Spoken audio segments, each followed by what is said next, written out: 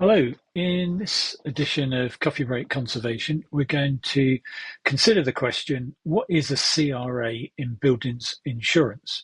You may have heard the acronym or the initials CRA and wondered what that is. So we're going to take you through that and buildings insurance generally as it applies to standard residential property.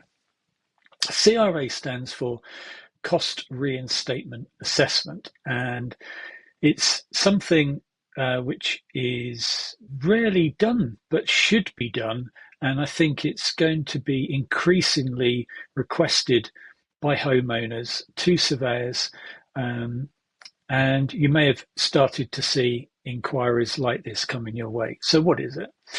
Right, as a basic, we're all familiar with having car insurance, and that is a legal obligation which you don't really have a choice, but you do have a choice of who to get your car insurance from.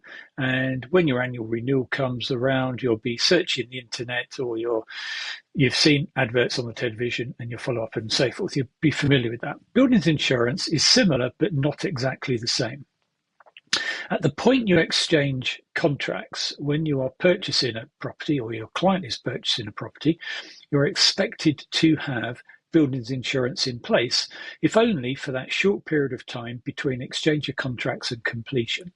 And this is because if the worst scenario were ever to happen in that period, which might only be a week or 2 weeks, 3 weeks, let's say the house suffered a fire or some major loss, subsidence occurred, anything like that, major loss, the buyer is still legally obligated to proceed with the purchase, despite the damage and the loss to their dream home. They still are obligated to buy it, and that's the whole point of that insurance. After that, the situation is not as straightforward. If you have a mortgage or a secured loan on the property, in the small print somewhere it will say that there should be insurance, at least to the value of what that loan covers. But after that, it is actually at the discretion of the homeowner. And a lot of very high value properties, country estates and so forth, have no insurance on the basis that they are self-insured, so that in the event that something happened, there would be no insurance fallback. They would just cover the cost themselves.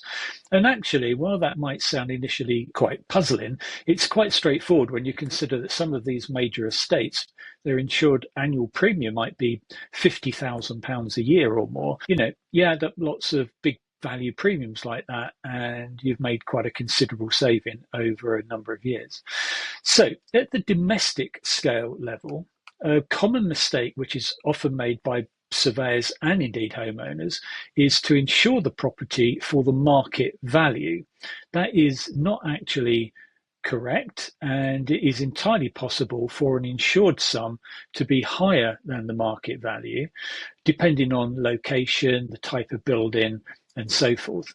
So that basic observation of trying to get a figure which you can put on an insurance policy for the standard type of house, and by that I mean not listed, not a particularly large in terms of its floor area, standard house. Surveyors will often go onto an online website portal called BCIS, which stands for Building Cost Information Service. They'll put in some basic information about the floor area of the property, the location, the country, age, this sort of thing.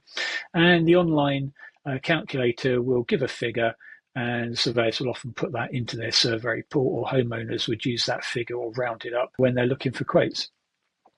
So that's at a basic level. Now, a CRA, a cost reinstatement assessment, takes that to a much more detailed and thorough assessment. And it has really been designed for listed buildings, high value buildings, higher status listed buildings, particularly grade 1 and 2 stars. But actually, it's increasingly now used on all buildings. So the difference between a CRA assessment, a cost reinstatement assessment, and a standard BCIS calculation is that the CRA will not just look on a simple times the floor area by a pound per square meter rate. It will look very detailed at the cost of professional fees, site clearance. Some parts of a building might be particularly expensive to reinstate should a total loss. And that can even just be a staircase or a plastered ceiling or other architectural detailing. Now, since COVID 2020/21 up to the current time, this has been increasingly important because costs have escalated in the traditional sector and the heritage sector, but also throughout the construction industry generally. Costs have escalated vastly. So just relying on an index linking policy, which is an index linking means that every annual renewal, it just goes up a little bit. The sum insured, goes up a little bit in line with inflation. Rather than relying on that, CRA is a wholly different way of reviewing your buildings insurance. The advice coming out of the insurance industry right now is that for higher status listed buildings, or indeed any listed building or a building with a higher market value, this should be done now and probably in about 3 years. So a three to 5 year review cycle. For everyone else, it's probably sensible to do it now and then about a 5 year cycle. And in between that time, having the policy index linked for good measure.